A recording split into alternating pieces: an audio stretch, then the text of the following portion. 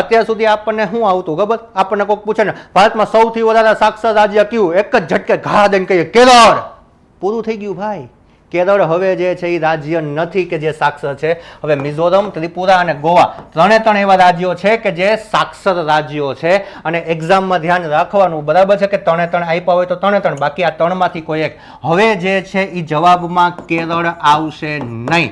પણ તમને જો એવું પૂછે કે ભારતનું સંપૂર્ણ ડિજિટલ સાક્ષર રાજ્ય, ડિજિટલ સાક્ષર રાજ્ય, તો શું આવે ભાઈ? તો 110% કેરળ આવે. કારણ કે ત્યાંના લોકો ડિજિટલી સાક્ષર થયા, બરાબર છે, પણ સામાન્ય જે સાક્ષરતા છે એ ઘટી છે. સાથે સાથે ચર્ચા કરી લઈએ કે સાક્ષરતાનો દર કેવી રીતના નક્કી થાય અથવા તો સાક્ષર રાજ્ય કેવી રીતના નક્કી થાય.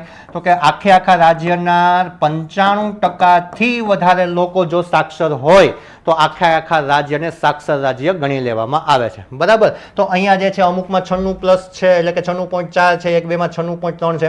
એ ડેટા યાદ નહીં રાખો તો ચાલશે, બરાબર છે, ફેક્ચ્યુઅલ ડેટાવાળું જે છે. પણ રાજ્ય પૂછે તો ધ્યાનમાં રાખવાનું મિઝોરમ, ત્રિપુરા અને ગોવા છે. કેરળ હવે આવશે નહીં.